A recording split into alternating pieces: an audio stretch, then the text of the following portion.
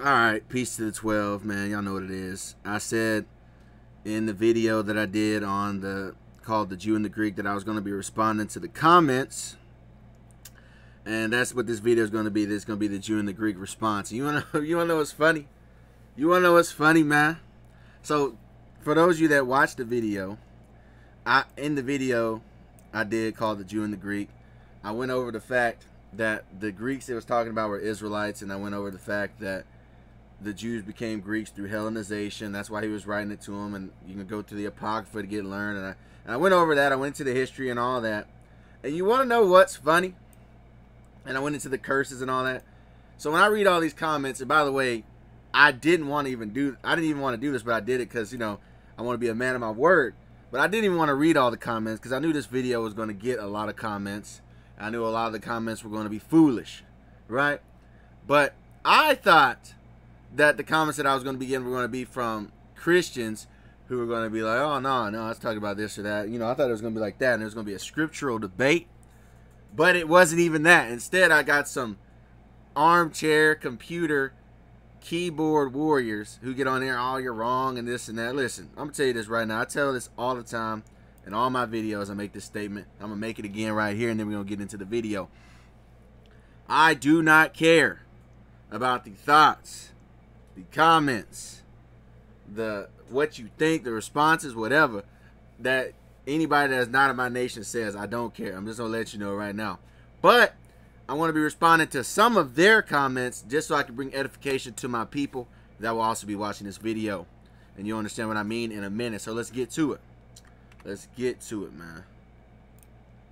The Jew and the Greek response. Right? So here's my response. I got 49 comments. Right? So first comment that I saw was from Tommy. Tommy, he says, Tommy Adewall. He says, also, why is it even, and this is a good point that I never thought to mention, but this just strengthens my argument. He says, also, why is it even talking about the Greeks at all during the Roman captivity? Neither Jew nor Greek should have strongly suggested to the heathen that the Apocrypha is just as valid as the law and the prophets. Now, that's what I want to touch on, and that's a very good point. Yeah, why is it talking about Greeks in the Roman captivity? Why does it say neither Jew nor Greek? Why doesn't it say neither Jew nor Roman? That's because, again, the Greeks it's talking about are Hellenized Jews, which I explained in the last video. But that was a good point that he made, because for those of you that don't know, the Roman Empire and the Greek Empire are two separate empires with distinct origins, right? They say the Romans come from the Latins and Sabines. Now, we know that the Romans are Edomites. I did a video on that also. But the Greek people were conquered by the Romans in the 2nd century.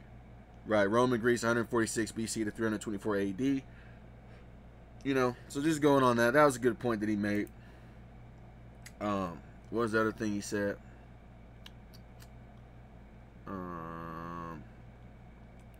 I think I was going to continue on that as well. I was going to add on to that. Let me see. No, this is dealing with the Canaanite woman. This is dealing with the Canaanite woman. The next comment he made.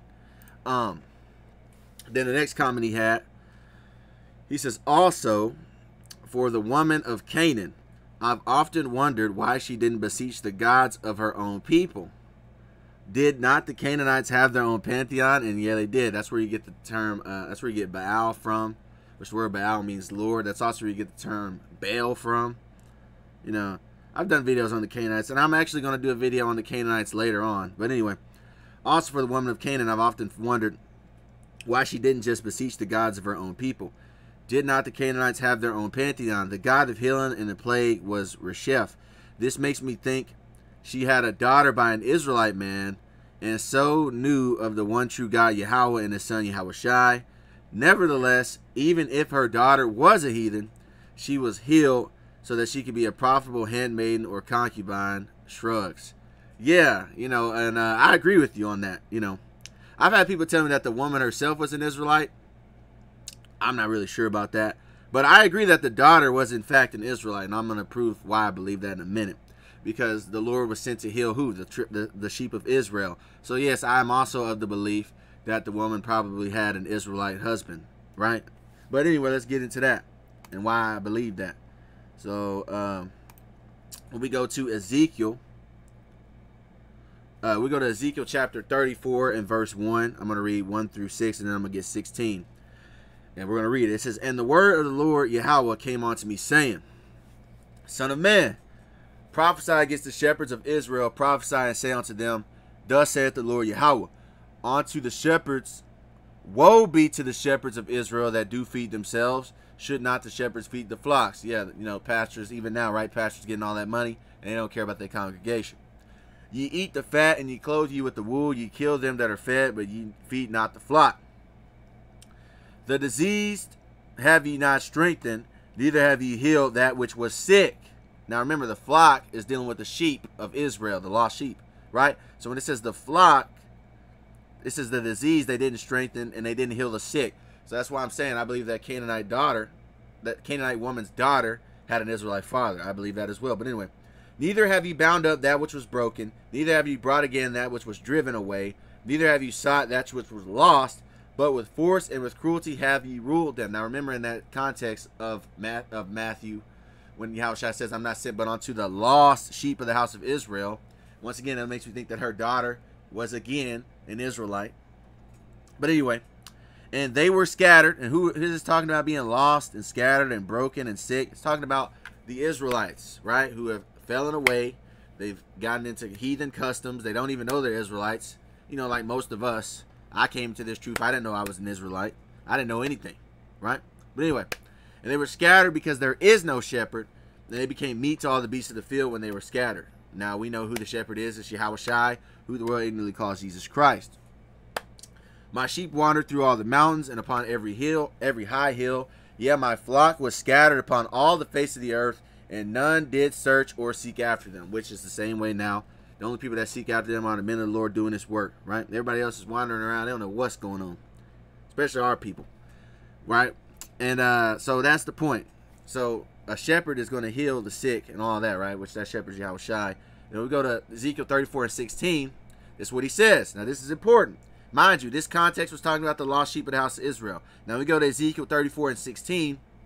It reads, "I will seek that which was lost, and bring again that which was driven away," speaking about the Israelites, "and will bind up that which was broken, and will strengthen that which was sick, but I will destroy the fat and the strong. I will feed them with judgment." See, now this is dealing with the Israelites. He's healing the broken and sick. And I think that goes to the point where the daughter had to have been an Israelite. But I'll get another scripture on that.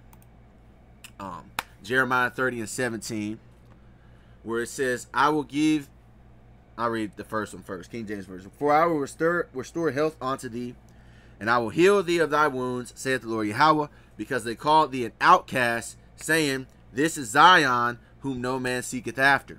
So once again, the Most High says he's going to restore health unto our people. He's going to heal their wounds. Who said that? The Most High Yahawah. And I also wanted to touch on this. It says, "This is Zion, whom no man seeketh after." Right? It says, they call you an outcast, Zion, for whom no one cares. Right? Jerusalem, for whom no one cares. I keep telling people this, man, both on my videos and in real life. These other nations don't care about you. Right? Which is why I don't care about their opinions. But I wanted to get to your head. So you Negroes, all right, and you other tribes of the nation of Israel who think, oh, why don't we just all get along and get a free hug? They don't like you, all right? And that's scriptural. Leviticus 26 and 17. "And I will set my face against you, and ye shall be slain before your enemies. They that hate you shall reign over you, and ye shall flee when no one pursueth." So the people pursueth you. So the people that reign over us, they hate us. Get that in your head. Let that sink in. It says that same thing in Luke chapter 1 and verse 68. "Blessed be the Lord God of Israel, for he hath visited and redeemed his people, and hath raised up an horn of salvation for us in the house of his servant David, as he spake by the mouth of his holy prophets, which have been since the world began, that we should be saved from our enemies, and from the hand of all that hate us." So once again, we are in the hands of people that hate us. Get that in your head. Don't you ever forget that. Who are our enemies? Well, go to Nehemiah chapter 5, verse 9. Go to Psalms chapter 83, verses 1 through 8. It'll tell you who our enemies are. Who are our enemies? The other nations, the heathen. That's just a reality, man. Right? Now, speaking of the other part where I said that I believe that her father was an Israelite, for those that say, what are you talking about? And I might try to type in the Mamzer doctrine, which I've been debunked.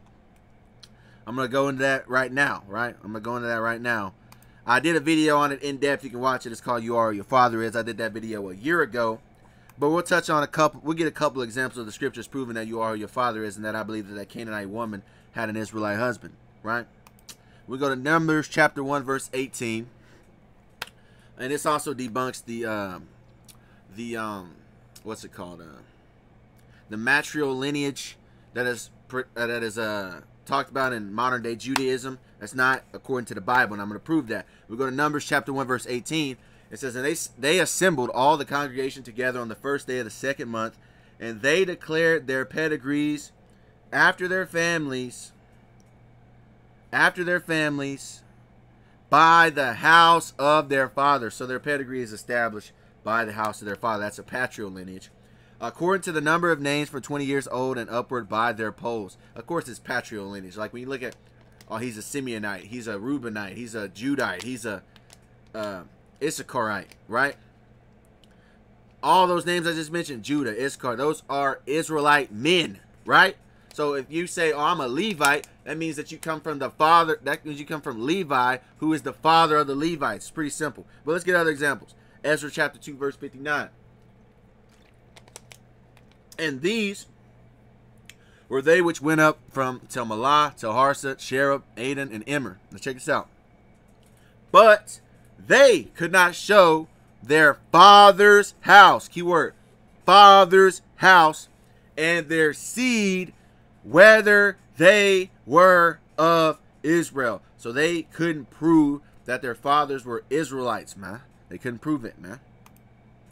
Right?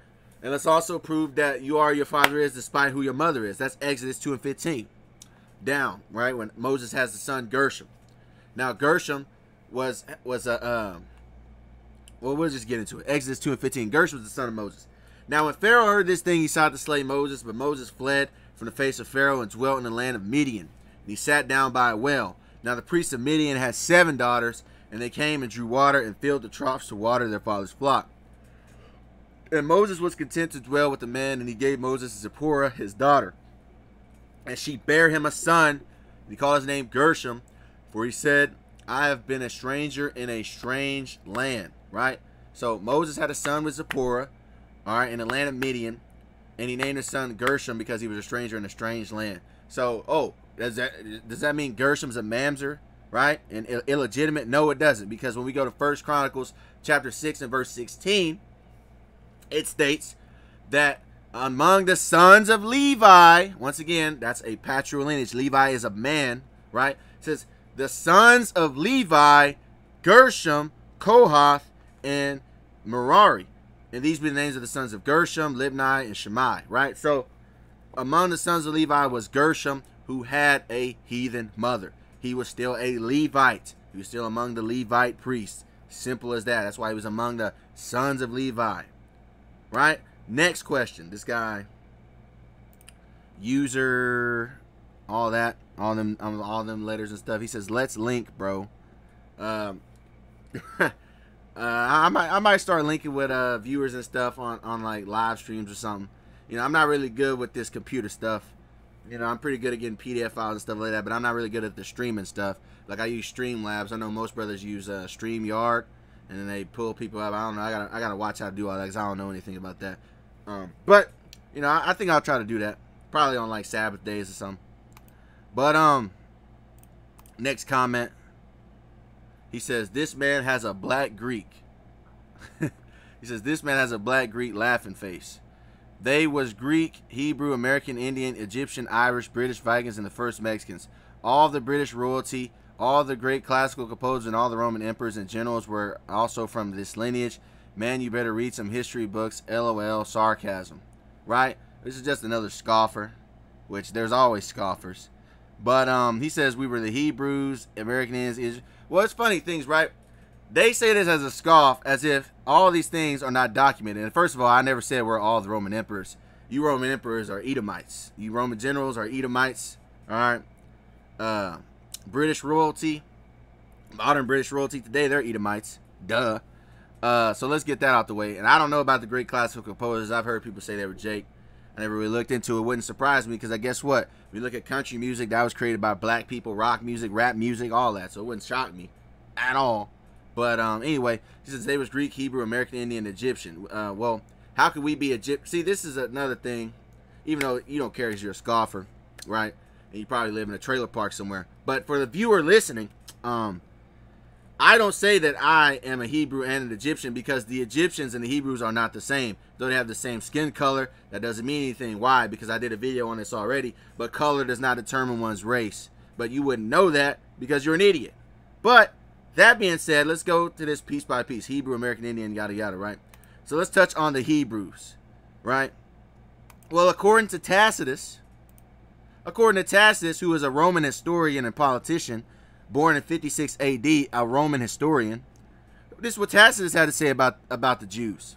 We go to page 399 of his book, The Histories of Tacitus, by Cornelius Tacitus. He straight up tells you right here, many assert that the Jews were an Ethiopian race. So he says many assert the Jews were an Ethiopian race.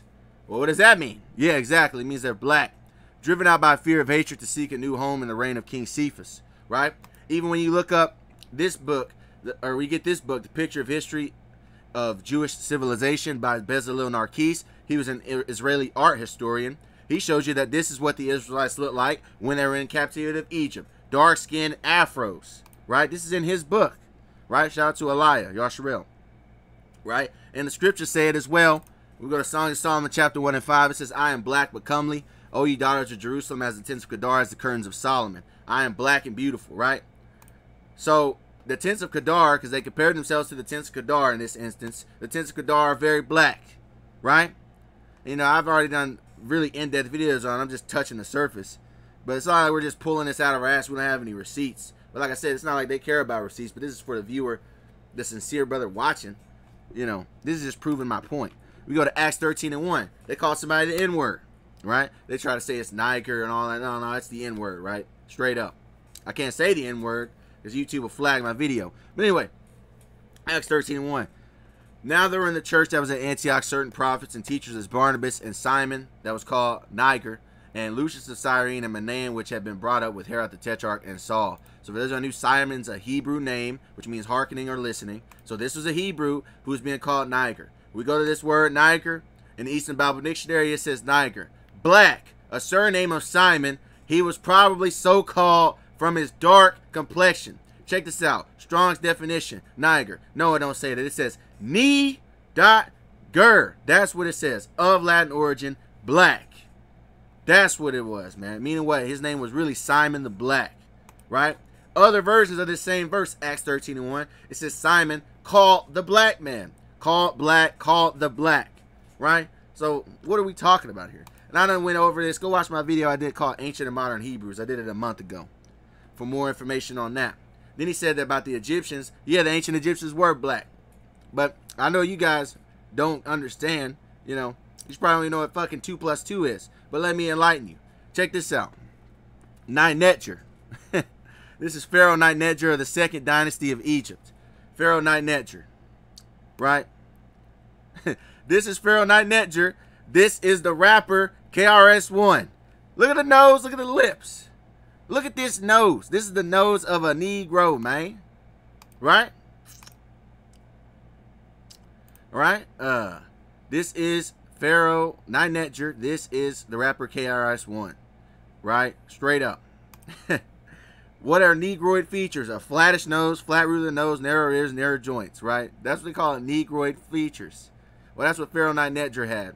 And on top of that, you see Pharaoh Ninetjer, he has this hairstyle. This same hairstyle is literally still around in the Hamar tribe of Ethiopia. Exact same hairstyle, man. Right? We go to Neferfre, Pharaoh Neferfre of the 5th dynasty. The dude's got waves in his hair. The dude's got waves in his hair. I ain't even got to say too much on that. Look at that. You tell me who rocks that hairstyle, right? Pharaoh Khufu of the 4th dynasty. And this is just me going on brief. I done did videos on the pharaohs a long time ago, right? But anyway, this is Pharaoh Khufu, right? Same features, right? Pharaoh Khufu has the same type of nose. So when they try to tell you, oh, they all had Arab features, no, they didn't, man. Just made it all up. First of all, like I said this before, the Arabs invaded Egypt in 640 A.D. You can look that up, right? But anyway, Pharaoh Nyasir-Ini of the 5th dynasty. Once again, look at the nose. Look at KRS-One. Yeah, exactly. Exactly. And then on top of that, when we talk about the Egyptians, they descend from Ham, right? Ham means warm, hot, and also in the Egyptian word Ham means black, right? Guess what Egypt was called? It was called Kemet, right? Which really is abbreviation of their father, Ham. That's why Egypt was also known as the land of the blacks, right? Then on top of that, when we go to Bible dictionaries, it tells you that the Egyptians were dark races of people. You go to the Zondervan Bible Dictionary in 1963, Compact Bible Dictionary. It says Ham, the youngest son of Noah, born probably about 96 years before the flood, and one of the 8 persons that lived through the flood. He became the progenitor of the dark races, not the Negro. So the Negro is not a Hamite. He became the progenitor of the dark races. Really? What dark races is it talking about? The Egyptians, the Ethiopians, the Libyans, and the Canaanites. So what are we talking about here? The progenitor of the dark races. Hell, it's also in the Catholic Living Bible. In the Catholic Living Bible, it says the names of Noah's sons, page 12. The names of Noah's 3 sons were Shem, Ham, and Japheth. Ham is the ancestor of the Canaanites. Read down here. Ham is the ancestor of the Canaanites. Ham was not the ancestor of the Negro, as was once erroneously supposed. So if Negroes aren't Hamites, what are they? I'll tell you what they are. They're the children of Israel, right? And if that wasn't enough, check this out. When we go to the Talmud, what is the Talmud? It's central text of rabbinic Judaism. Do I believe in the Talmud? No, I don't. But the majority of people in the Judaism, they believe in the Talmud.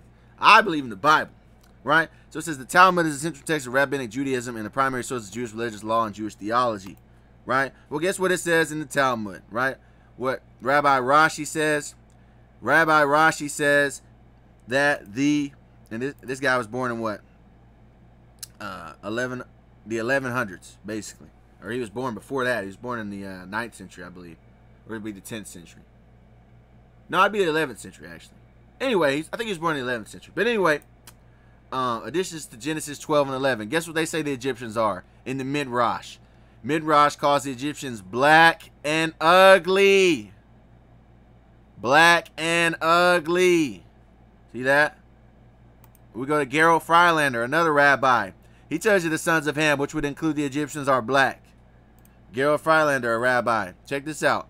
Perkei, the Rabbi Eleazar 24, 1916, chapter 24. It says, Nimrod, the Tower of Babel. Noah brought his sons and his grandsons, and he blessed them with their several settlements, and he gave them as an inheritance all the earth. He especially blessed Shem and his sons, making them dark but comely. So that tells you right there the Shemitic people are dark-skinned people. It says dark but lovely. Just like I told you in Song Solomon 1 and 5, I am black but lovely, or dark but lovely. Check this out. And he gave them the habitable earth. He blessed Ham and his sons, making them dark like the raven. So he's telling you that the sons of Ham are all black like the raven. Who's among the sons of Ham? Well, I told you right a while ago who was among the sons of Ham. The Egyptians, Ethiopians, Libyans, and Canaanites. See that? Then it tells you he blessed Japheth and his sons, making them entirely white. No, he didn't. All right, I say this all the time. Noah's 3 sons were all melanated. The so-called white man comes from the Idumeans, the Edomites, and I've done videos on that. I'm not about to argue with it right now. You can go argue with somebody else. But just to say, it says he blessed him. He blessed him, and he made their sons dark like the raven. Yeah, super duper black, right? On top of that, you got the father of Egyptology. Jean-Francois Champollion, born in 1790. He's known as the father of Egyptology. Why is he known as the father of Egyptology? Because he's called that because he was able to decipher the ancient Egyptian language, right? He was a child genius, right?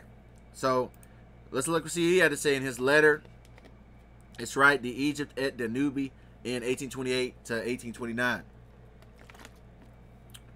Let's see what he had to say. Also, this hand symbol, that's a Masonic hand symbol. But anyway, let's translate this from French to English. This reads, letters written of Egypt and Nubia in 1828 and 1829 by Champollion the Young, new edition. Right? Then I highlight this part. What's this say? It says, appendix summary, notice on the history of Egypt written in Alexandria from the Viceroy and delivered to His Highness in November 1829. Now we're going to read to what this part says. This is the point. Right here. It says, the first tribes who populated Egypt, that is to say the valley of the Nile, between the cataract of Aswan and the sea, came from Abyssinia or Sennaar. So notice he says the first tribes of Egypt came from Abyssinia. Where is that at? That's in Ethiopia. But it is impossible to fix the time of this first migration, which is extremely ancient. See that? The ancient Egyptians belonged to a race of men quite similar to the Kenis or barbarous current inhabitants of Nubia. He's telling you the ancient Egyptians were black. We do not find among the Copts of Egypt any of the characteristic features of the ancient Egyptian population. You know why? Because once again, the Arabs invaded Egypt in 640 AD, and on top of that, you had the Greeks who invaded Egypt, and you had the Romans who invaded Egypt before the Arabs. So they've been kicked them out or bred them out, really, and kicked them out really to what would be modern day Sudan and other places like that, and they became known as the Nilotic people. Those are your real Egyptians. But anyway, the Copts are the result of the confused mixture. Mind you, the Copts are the result of the confused mixture of all the nations which successfully dominated Egypt. It is wrong to want to find among them the main traits of the old race. So he's telling you right now the original people of Egypt were from Ethiopia, and that the modern inhabitants are an incorrect people to look for as the ancient people, because they're not the ancient people. Then we could go to Constantine Francois Chassebeau, guy born in 1757, another French guy, and he wrote a book called Voyage in Egypt and Syria, Tome 1. I'm just going to get here. I'm just going to read it. It says, I was tempted to attribute it to the climate, but when I visited the Sphinx, its appearance gave me the key to the riddle. On seeing that head, typically Negro in all its features, I remember the remarkable passage where Herodotus says, as for me, I judge the Colchians to be a colony of the Egyptians because like them, they are black and woolly hair. In other words, the ancient Egyptians were true Negroes of the same type as all native-born Africans. That being so, we can see how their blood mixed for several centuries with that of the Romans and the Greeks, right? And guess what? Eventually, it was the Arabs as well. So, yeah, these people, they studied Egypt and they said the same conclusion that I made, that, yeah, Egyptians were black. And I'm not an Egyptian. I'm an Israelite, right? Black is not a race, right? Then he talked about North American Indian in the comments. Well, you got to explain to me why Giovanni da Verrazzano, the Italian explorer, born in the 1400s, why did he say in his book, The Written Record of the Voyage of 1524 of Giovanni da Verrazzano, as recorded in a letter by Francis I, King of France, July 8, 1524, why did he say that the Carolina Indians look like Ethiopians? Right? He says they are dark in color, not unlike the Ethiopians. Right? Not unlike the Ethiopians, meaning they look like the Ethiopians. Right? Why did he say that the Carolina Indians are black, not unlike the Ethiopians? They got the same skin complexion. Right? And for those that know, Ethiopia means burnt faces. Right? Then I got this other book I think I brought it on the channel before. This book called Black People Are Indigenous to the Americas by Kimberly R. Norton. Right here, I turn to this page. It says Yamasi or Jamasi. Page 27, Creeks in South Carolina. It says, the Yamasi or Jamasi were one of the small number of isolated tribes of dark complexion, found widely scattered among the inhabitants of North and South America. So you can find these guys in North and South America. Supposed to have been immigrants from Africa prior to the European discovery of America. Right? See Human Species by A. Cortrophagus. If this be so, it explains why Dialu persisted in slave hunting about Belfort 1520, these Negroes being valuable as laborers. So these are different people that both state here black people are already in the Americas, right? And then on top of that, here's the Dutch painting the Yahawashi War, the gruesome attack of the Indians on the English in Carolina, West Indies, 1715, right? In Carolina, this is what he said that they look like. Don't they look like Ethiopians? Exactly, right? Then he talked about the Irish. I already did videos on that. Go watch the Black Irish clans. And these black people do not have slave last names. I did a thing on the Vikings. Go watch Real Black Vikings Behind the Curtain. You know, and I've done many videos on European history in general. You can go watch. All you gotta do is go to my channel, type in this word Europe, hit enter. It'll give you all the things I did about Europe and so on and so forth. Anyway, next. Moving on next.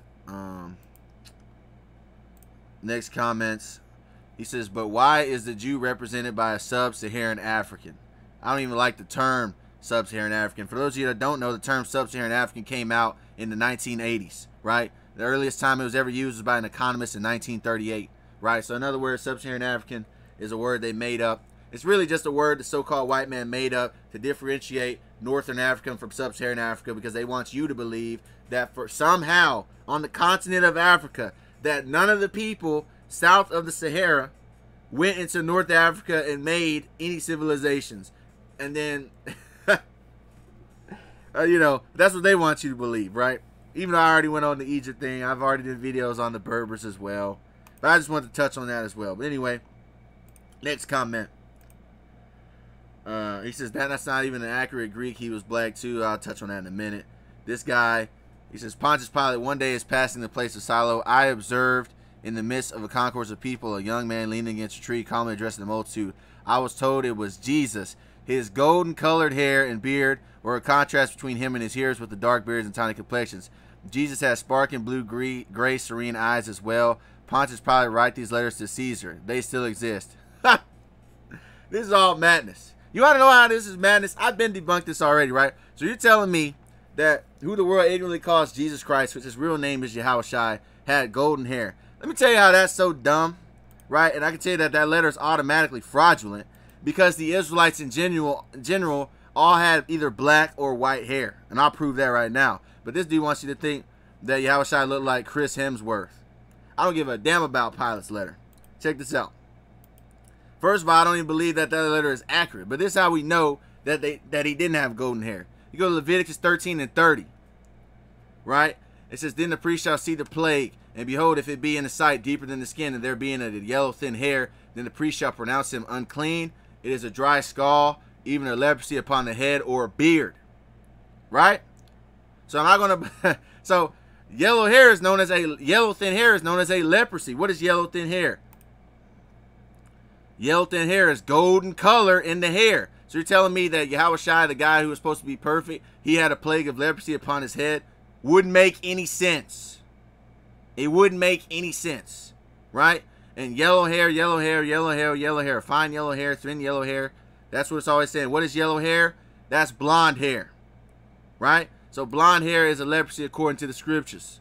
Simple as that. Blonde, meaning yellow. Blonde, fair, pale yellow. Right? Now check this out. We know all the Israelites had black hair, because guess what? If the leprosy went away, what came back? Black hair. Leviticus 13 and 31. And if the priest look on the plague of the skull, and behold, it be not in the sight deeper than the skin, and that there is no black hair in it, then the priest shall shut up him that hath the plague of the skull 7 days. So you got to check for black hair to come back. Meaning what? All the Israelites at that time had black hair. You go to Leviticus 13 and 37. It says, but if the skull shall be in the sight at a state, and that there is black hair growing up thereon, the skull is healed, he is clean, and the priest shall pronounce him clean. So blonde hair was considered leprosy. Black hair was considered normal. So all the Israelites had to have had black hair. Then on top of that, we go to Matthew 5 and 36. It says, neither shalt thou swear by thy head, because thou canst not make one hair white or black. So Yahawashi, who the world ignorantly calls Jesus Christ, just once again said white or black hair. Meaning what? They all had black hair or white hair. Right? And the white hair is due to age. Right? Obviously. At Revelation 6 and 12. And I beheld when he had opened the sixth seal, and lo, there was a great earthquake, and the sun became black as sackcloth of hair, and the moon became as blood. Yeah, that's just another one. right? In other versions, it's still black hair. Black hair, black hair, black hair, black hair. Black hair, black hair, black hair, black hair. So we know for a fact the Israelites all had black hair. So this letter that you say existed, which once again is most likely fraudulent, not even most likely, it is fraudulent. He couldn't have had no golden hair, fool, because the Israelites didn't have it. What are you talking about, man? And on top of that, it actually tells you what the hair yahawashi had, and his hair color was actually white. It was actually white according to the Bible, which you clearly don't read. Because we go to Revelation chapter 1, verse 14, it says his head and his hairs were white like wool, as white as snow, and his eyes was a flame of fire. So his hair was white. What are we talking about here?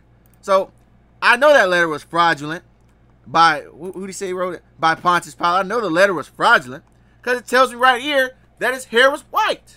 Like, what are we talking about here? Right? Other versions, white like wool. His hair were white, like white wool. Like white wool. See that? Glistening white. His hair was like the purest wool. The hair of his head was like lamb's wool. All right, like meaning having the same characteristics or quality as similar to. See? Then Daniel says the same thing. Daniel 7:9.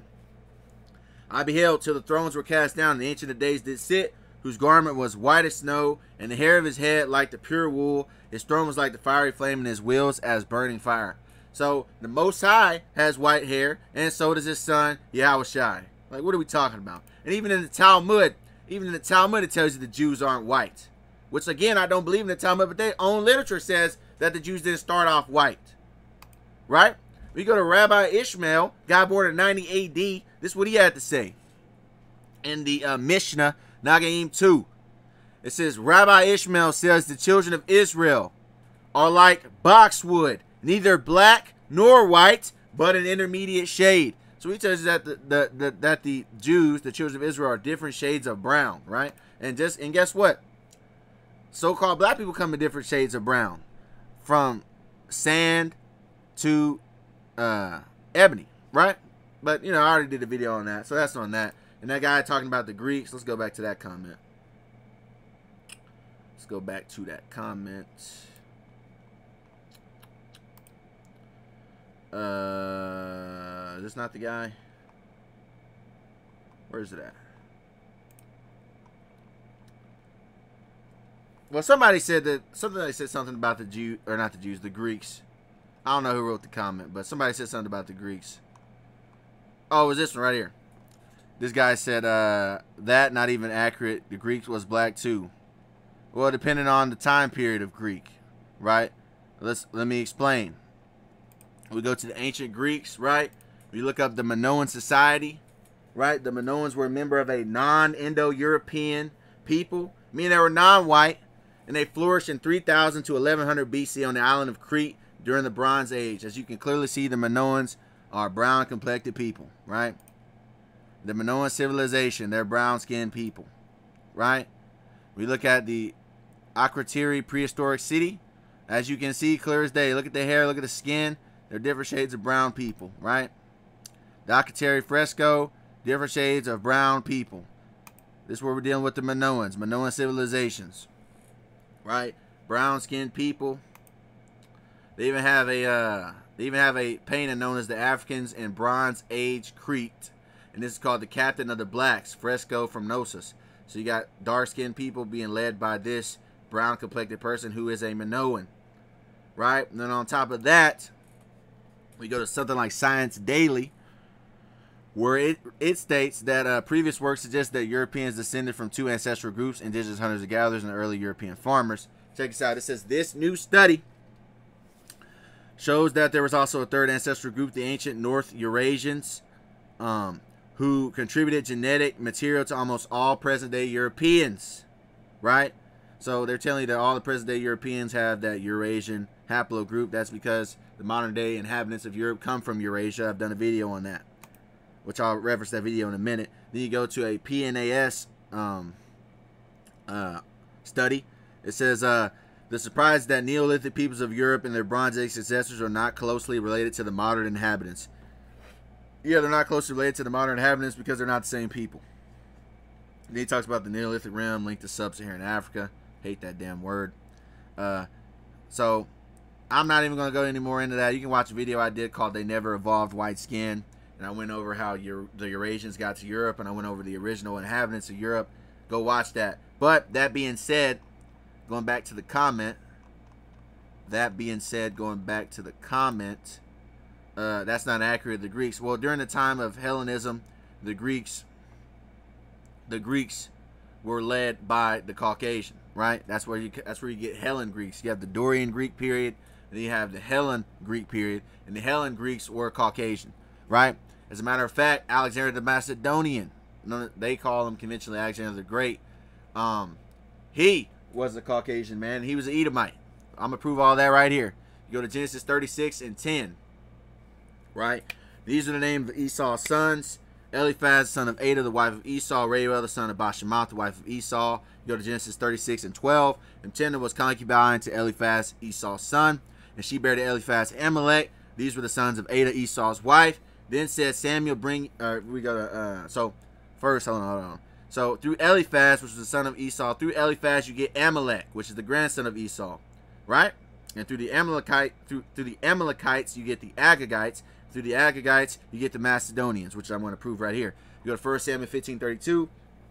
It says, Then said Samuel, Bring ye hither to me Agag, the king of the Amalekites. And Agag came unto him delicately, and Agag said, Surely the bitterness of death is past. So Agag was the king of the Amalekites. So when we go to Esther 3 and 10, it says that, And the king took his ring from his hand and gave it to him, Haman the son of Amadatha, the Agagite, the Jews' enemy. So Haman was an Agagite, which means he goes back to Agag, which goes back to Amalek, which goes back to Eliphaz, which goes back to Esau. Now when we go to editions of Esther, it tells you that he was a Macedonian, which means that the Agagites are Macedonians. So we go to editions to Esther 16 and 10. For Ammon, a Macedonian, the son of Amadatha, being a dead stranger from the Persian blood, and far distant from our goodness, and as a stranger received of us. So Ammon was a Macedonian, which means that the Macedonians were Agagites, and the Agagites go back to Amalek, the Amalekites go back to Eliphaz, and Eliphaz goes back to Esau. Therefore, Alexander the Great was an Edomite, and he was, or most specifically, he was of Amalek. And that proves that that was when they began to conquer Greece. That's why it tells you in 1 Maccabees chapter 1 that the Macedonians reigned over Greece, meaning they conquered Greece. We go to 1 Maccabees chapter 1, it says that it happened after that. Alexander, son of Philip, the Macedonian. It's talking about Alexander the Great. Alexander of Philip the Macedonian, who came out of the land of Chedum, has smitten Darius, king of the Persians and Medes, that he reigned in his stead, the first over Greece. So the Macedonians conquered Greece, right? And the rest of the plot and the rest of the replies were just comments that I didn't even read. I'm not even going to read the other comments. Probably just arguments that I don't even care to listen to. Lastly, I'll say this: these people were never supposed to acknowledge that we're the Israelites. I always reference Wisdom of Solomon chapter 5, and I'm gonna reference it right here before I get out of here. I'm gonna get Wisdom of Solomon chapter 5, verse 1 through 5. These people were not supposed to acknowledge us as the Israelites. That's prophecy. Right? Wisdom of Solomon chapter 5, verse 1. Then shall the righteous man stand in great boldness before the face of such as have afflicted him, and made no account of his labors. Yeah, these people don't make no account of our labors, none of our discoveries. Right? Like, they don't tell you a black man discovered Chicago. Right? They don't tell you that. They'll tell you all the inventions we've made. I'm going to do a video on that, you know, in a different time period. But they make no account of our labors, and they afflict us. Check this out. When they see it, what is the it that they see? The salvation. When they see it, they shall be troubled with terrible fear, and shall be amazed at the strangeness of his salvation, so far beyond all that they looked for. And they, repenting and groaning for anguish of spirit, shall say within themselves, This was he whom we had sometimes in derision and a proverb of reproach. Right? They see, in that day, they're going to be like, oh man, these guys really were the Israelites. We fools accounted his life madness and his end to be without honor. How is he numbered among the children of God, and his light is among the saints? So they're going to be like, how are these darkies among the saints? How? I don't understand. Right? I thought they did 50% of the crimes. Right? I thought they were coming over here illegally. That's what they're going to be saying. But we're numbered among the saints, and they ain't supposed to acknowledge us, man. So with that, man, that's my response on the Jew and the Greek comments, like I said I would. So with that, Once again, I want to say peace to the 12, and I want to give all praise, honor, and glory to Heavenly Father, the Most High, whose name is Yahawah, in the name of His only begotten Son, yahawashi. Yahawah is the name of Heavenly Father, who the world commonly calls God. yahawashi is the Savior of the nation of Israel, who the world commonly calls Jesus Christ. I want to say Shalom, which means peace, to you people that are listening and learning, you brothers doing this work, truth and sincerity, and to you elders that's been doing this thing before me. I'm out. Peace.